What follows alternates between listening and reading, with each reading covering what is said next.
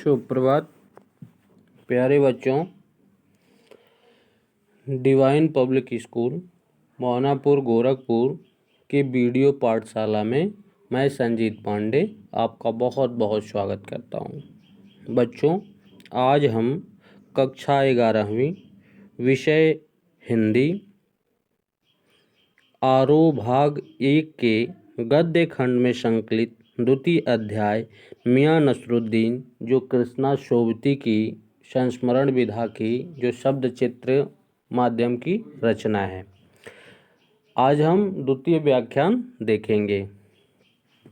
प्यारे बच्चों, गए दिनों में हमने देखा था कि मीर साहिब जैसे जो लेखिका होती है वो बतौर पत्रकार के तौर पर उनके सामने प्रस्तुत होती है और उनसे उनकी खूबियों को, उनकी विभिन्न कार्यों को, रोटी पकने के तौर तरीके को, उनके कला को विश्व को अवगत कराना चाहती है, वर्तमान पीढ़ियों को अवगत कराना चाहती है कि उनको भी इसके विषय में पता चले कि ऐसी चीज़ें होती थी। तो इसको वहाँ कुछ दिलचस्प चीज़ें दिखाई देती है कि भला एक ही प्रकार के आटे से 56 प्रकार की रोटियों का निर्माण करना कोई मामूली सी बात नहीं है। कोई विशेष व्यक्ति होगा, विशेष गुण इसके अंदर होगा, तभी ऐसा निर्माण संभव हो पाया।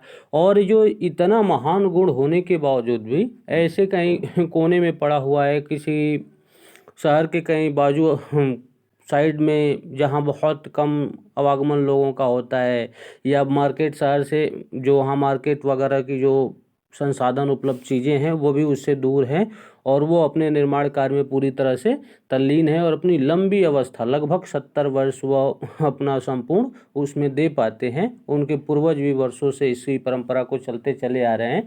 और सबसे बड़ी बात कि इतना अर्थात ऐसे लोग, इन लोगों को अब वर्तमान पीढ़ियाँ जो है, हमारी आपकी जो पीढ़ियाँ है, वो महत्व तो नहीं दे रही है, लेकिन उसके बावजूद भी क्या है कि ये अपनी वंश परंपरा को संभाले हुए हैं कि हमारे जो पूर्वज थे उन्होंने इस कार्य को किया, सो हम उसको विलुप्त नहीं होने देंगे, उसको हम स्वतः कर करके और उसमें वृद्धि करेंगे, आगे बढ़ाएंगे। शायद इसी सब जीवंतता के कारण ये मशहूर उनके लेखिका के हम हशमत में छपता है और मशहूर कृति के रूप में समाज में चर्चित होती है। तो अपने प्रथम व्याख्यान के दौरान हमने देखा था कि मीर साहिब को वो लेखिका के बातों के दौरान ही बोल पड़ते हैं कि वो मियाँ साहब कहाँ थे, आप कल दिखाई नहीं दिए। तो वो कहते हैं कि अभी उधर से वापसी के दौरान हम आपसे बताएंगे, मियाँ लौट के आते हैं तो बतावेंगे। वह कहते हैं अभी अगर हम लौट करके आएंगे तो आपको सब कुछ बता देंगे। आप दूसरी पढ़ाई की बाबत कुछ कह रहे थे ना? फिर उन्होंने कहा कि आप दूसरी पढ़ाई के बाबत कुछ पूछ रहे थे। लेखिका कही कि आप हमको कुछ बता रहे थे दूसरी पढ़ाई क्या होती है। इस बार मियां नसरुद्दीन ने यूं सिर हिलाया कि सुकरात हो, हाँ एक दूसरी पढ़ाई भी होती है। सुनिए, अगर बच्चे को भेजा मदरसे तो बच्चा, तो वो अपने रूप में इसको परिभाषित करते हैं और कहते हैं कि हाँ, अगर सपोज दैट मान लीजिए, एक उदाहरण स्वरूप वो देते हैं कि अगर आप बच्चे को स्कूल भेजते हैं तो बच्चा न कच्ची में बैठा, न बैठा पक्की में, न दूसरी में। कहते हैं कि वो बच्चा जो कच्ची पक्की की बात करते हैं वे आज के परिवेश का LKG और UKG है। और आज के थोड़ा सा और पहले हमारे समयों में जब आप जाएंगे तब उनको प्रारंभिक शिक्षा जो होती थी वो 0 क्लास कहा जाता था कि 0 में है, फिर 1 में जाता था, फिर 2 में जाता था, ऐसे होता था। उसमें थोड़ा सा आधुनिकीकरण हो गया और यही स्वरूप में आके परिवर्तित हो गया कि LKG UKG में। और इनकी भाषा में मदरसों की जो शिक्षा होती थी वो कच्ची और पक्की की बातें हुआ करती थी, उनके समय में ऐसे चलते थे। तो कहते हैं और न दूसरी में, अर्थात वो न LKG में गया, न UKG में, न पहली में, न दूसरी में, और जा बैठा तीसरी में। हम यह पूछेंगे कि उन तीनों जमातों का क्या हुआ, क्या हुआ उन 3 क्लासों का। अर्थात हम बच्चे से जब पूछते हैं कि अपने गए पिछले सालों में तुमने क्या किया, उन क्लासों में कैसे पास हुए, तो हम नदारद रहेंगे, कोई उत्तर नहीं मिलेगा। अपना ख्याल था कि मियां नसरुद्दीन नान भाई अपनी बात का निचोड़ भी निकालेंगे, पर हम ही पर दागते रहे और ऐसे प्रश्न के रूप में परिवर्तित करके लेखिका पर ही छोड़ते रहे कि बताइए क्या होगा, आप ही बताइए उन 2-3 जमातों का क्या जिसमें बच्चा नहीं पढ़ा है। यह बात मेरी समझ के बाहर है। लेखिका ने कहा कि वो क्या कहना चाहते थे हम नहीं समझ पा रहे थे।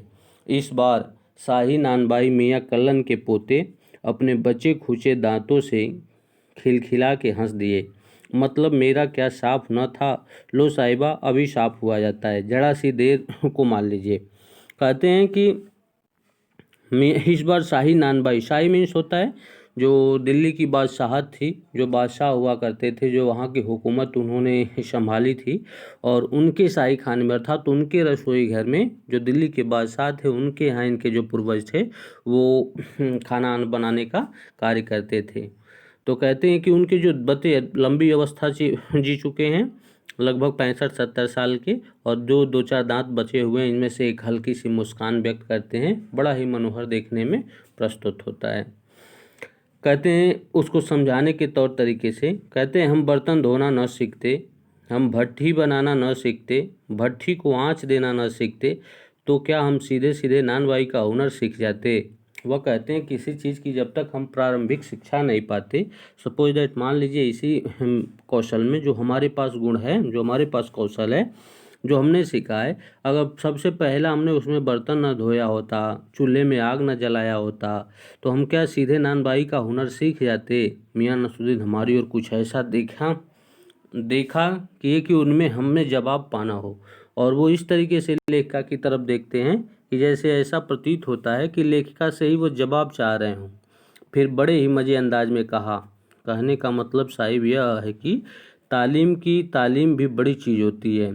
कहते हैं अगर किसी शिक्षा की से तालीम में होता है शिक्षा, तो कहते हैं शिक्षा को अर्जन करना बहुत बड़ी बात होती है। अर्थात तालीम शिक्षा को हम किस रूप में, एक तो हम अध्ययनरत होकर के मौखिक रूप में उसको ज्ञान अर्जन कर लेते हैं, एग्जाम देते हैं, पास हो जाते हैं, और एक शिक्षा जो होती है वो तकनीकी शिक्षाएं कोई श्रेणियों में जो आती है वो होता है कि अभ्यास, अर्थात हम कितना प्रैक्टिकली उसको अपने प्रयोग किए हैं जीवन में, वो शिक्षा होती है। तो जो प्रैक्टिकली प्रयोग करता है वो बहुत बेहतर होता है मौखिक वाले से।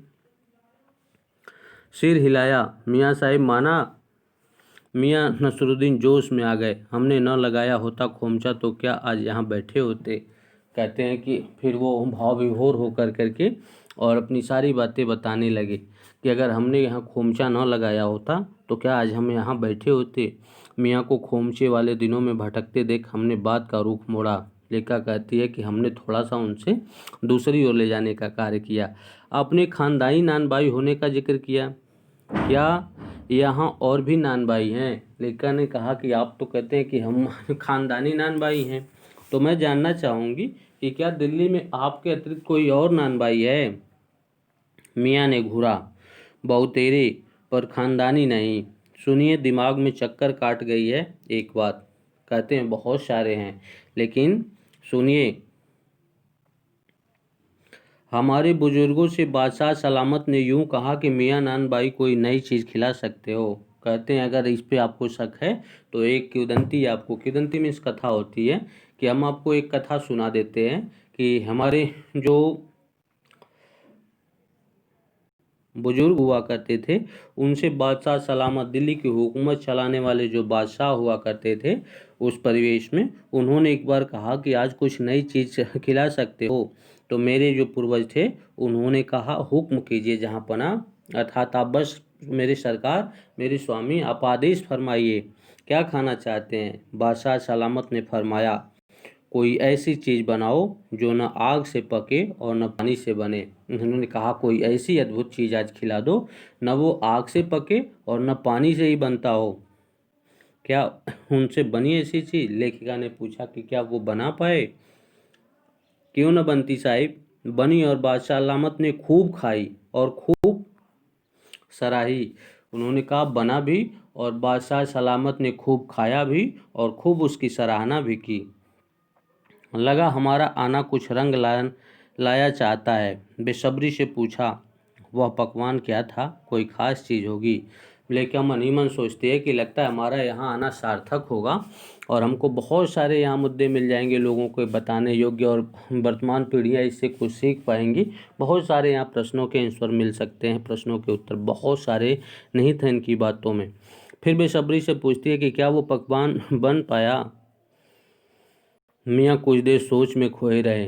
कुछ देर तक अब एकटक किसी चीज़ को देखते रहे और फिर सोचा पकवान पर रोशनी डालने को है कि नसरुद्दीन साहब बड़ी रुखाई से बोले, यह हम न बताएंगे। और उन्होंने बड़ा ही क्रुद्ध होकर के अंदर ही और कहा कि ये कैसे बना और किस रूप में बना ये हम नहीं बताएंगे। बस आप इतना समझ लीजिए कि एक कहावत है ना कि खानदानी नानबाई कुएं में भी रोटी पका सकता है। वह कहते हैं बस इतनी सी आप बात मान लीजिए कि अगर कोई खानदानी में होता है पूर्वजों से, दादा जो होते हैं उनसे पिता को मिला हो और पिता से जो हमको मिला हो, परदादा से दादा को, दादा से पिता को, पिता से जो बच्चों को मिलता है, ऐसी चीज़ें खानदानी कही जाती है। जैसे घर हुआ, ज़मीन हुआ, इस तरीके की जो चीज़ें खानदानी होती हैं। अगर आप संस्कार पा जाते हैं तो और अच्छी बात है, लेकिन कहाँ वो एक पीढ़ियों बाद परिवर्तित हो जाता है, बहुत कुछ बदल जाता है, कहाँ उसको लोग एक्सेप्ट करते हैं। मज़ा लेने के लिए टोका, कहावत यह सच्ची भी है। कहते हैं कि कुएं में भी बना सकता है। कुएं में होता है कि मुहावरा एक तरह से छोटी छोटी लोकोक्ति कही जाती है समाज में कि, तो इसका अर्थ होता है कि अभाव में भी बेहतर जीवन यापन कर लेना, बहुत कम संसाधन हो उसमें भी वो अपनी कला का निपुणता से प्रयोग कर करके जीवन यापन कर लेता है। मियाँ ने तरेरा और क्या झूठी है, उन्होंने बड़ी बड़ी आंखें निकाल करके कहा कि क्या आपको झूठी लगती है? आप ही बताइए, रोटी पकाने में झूठ का क्या काम? वो कहते हैं आप ही सोचिए कि हम क्यों आपसे झूठ बोलेंगे, हम रोटी बनाए वो, तो इसमें झूठ बोल के हमको क्या फ़ायदा होगा? झूठ से रोटी पकेगी? कभी नहीं। क्या पकती देखी है कभी? रोटी जनाब पकती है आँच से, समझे? सिर हिलाना पड़ा। ठीक फरमाते हैं आप। ताकि लेखा ऐसी प्रतिक्रिया इसलिए दे रही थी ताकि वो गुस्सा ना हो जाए। इस बीच मियाँ ने किसी और को पुकार लिया, मियाँ रहमत इस वक्त किधर को? अरे वो लौंडिया न आई रुमाली लेने, शाम को मंगवा लीजो। रुमाली एक रोटी का नाम है और मियाँ रहमत एक व्यक्ति विशेष हैं जो उनके यहाँ से पर डे रुमाली रोटी उनके यहाँ उनके घर जाता था। उनकी बिटिया आती थी लेने के लिए, तो वह कहते हैं कि आपकी बिटिया नहीं आई वो रुमाली लेने। मियाँ एक बात और आपको बताने की जहमत उठानी पड़ेगी। लेखा ने फिर हिचकते हुए पूछा कि आपको एक बात और बतानी पड़ेगी। मियाँ ने एक और बीड़ी सुलगा ली थी, सो कुछ फुर्ती पा गए थे। पूछिए। अरे बात ही तो पूछिएगा, जान तो न ले लेंगे? उन्होंने कहा अरे पूछिए पूछिए, जो आपको पूछना है वो समस्त बातें पूछिए। आप सिर्फ बातें ही न पूछेंगी, हमारा जान तो लेंगी नहीं? उसमें भी अब क्या देर, 70 हो चुके। फिर जैसे अपने से ही कहते हों, वालिद मरहूम तो कूच किए 80 पर, क्या मालूम हमें इतनी मोहलत मिले या ना मिले। वालिद मीन्स होता उनके पिता। तो कहते हैं कि वालिद मरहूम जो थे वो लगभग 80 की उम्र में जाकर के उनकी मृत्यु हुई थी। हम भी 70 पहुंच गए हैं, क्या पता हम वो न छू पाएँ। तो आपको जो पूछना है वो पूछ लीजिए। इस मजमून पर हमें कुछ कहते न बन आया तो कहा कि अभी यही जानना था कि आपके बुजुर्गों ने शाही बावर्ची खाने में तो काम किया ही होगा। उन्होंने कहा कि बस आपसे यही प्रश्न पूछना था कि क्या आपके बुजुर्ग जो थे वो शाही बावर्ची खाने में काम किए थे? मियाँ ने बेरुखी से टोका, वह बात तो मैंने पहले ही आपको बता चुका है। अर्थात जो दिल्ली के बादशाह थे उनके यहाँ हमारे पूर्वज रहा करते थे और शाही भोजनालय में वो उनके यहाँ विशेष सेवा देते थे। मियाँ ने बेरुखी से टोका, वह बात तो पहले हो चुकी है ना? हो तो चुकी थी साहिब, पर जानना यह था कि दिल्ली के किस बादशाह के आपके बुजुर्ग काम किया करते थे। अर्थात दिल्ली की जो सल्तनत थी वो बहुत दिनों तक कई कई बादशाह हाँ बदलते गए, आते गए, चलते गए, आते गए, चलते गए, तो उसमें आपके जो पूर्वज थे वो किस बादशाह के यहाँ थे? अजी साहिब क्यों बाल की खाल निकालने पर तुले हैं? कह दिया ना कि हमें बिटर बिटर अपनी तरफ देखते पाया तो सिर हिला अपने कारीगर की ओर बोले, अरे ओ बब्बन मियाँ, भट्ठी सुलगा दो तो काम से निपटे। और जैसे वह इसको अब सामने एकटक होकर के लेखिका उनको देख रही थी और इस प्रश्नों का जवाब पाना चाह रही थी, तो वो ये बताने से कतरा रहे थे और अपने मियाँ कल्लन को, बब्बन को भट्ठी सुलगाने के लिए और अपने काम में तल्लीन होने के लिए आदेश दिया। यह बब्बन मियाँ कौन है साहिब? लेखिका ने पूछा। मियाँ ने रुखाई से जैसे फाक की काट दी हो, अपने कारीगर और कौन होंगे? कहती है ये कौन, अपने कारीगर ही होंगे, और कौन हो सकता है? मन में आया पूछ लें। आपके बेटे बेटियां हैं, पर मियां नसरुद्दीन के चेहरे पर किसी दबे हुए अंधड़ के आसार देखे मजनून छेड़ने का फैसला न किया। लेखिका कहती कि स्वभाव के थोड़ी कड़क थे और उनको देख करके और मन में इस तरह का ख्याल आया कि एक बार पूछ लें कि आपको कितने बेटे बेटियां हैं, लेकिन उनके स्वभाव को देख करके ये प्रश्न हम उनसे नहीं पूछ सके। इतना कि किसी दबे हुए अंधड़ के आसार देखिए मजबूर न छेड़ने का फैसला किया। इतना ही कहा, ये कारीगर लोग आपकी शागिर्दगी करते हैं। शागिर्दगी में होता आपके सानिध्य में गुलामी करना, खाली शागिर्दगी नहीं साहब, गिन के मजदूरी देता हूँ। 2 रुपये मन आटे की मजदूरी, 4 रुपये मन मैदे की मजदूरी। उन्होंने कहा कि नहीं, हमारे सानिध्य में रह करके और सिर्फ हमारा इनके साथ एक व्यवहार ही नहीं है, इनको मैं उचित मजदूरी देता हूँ।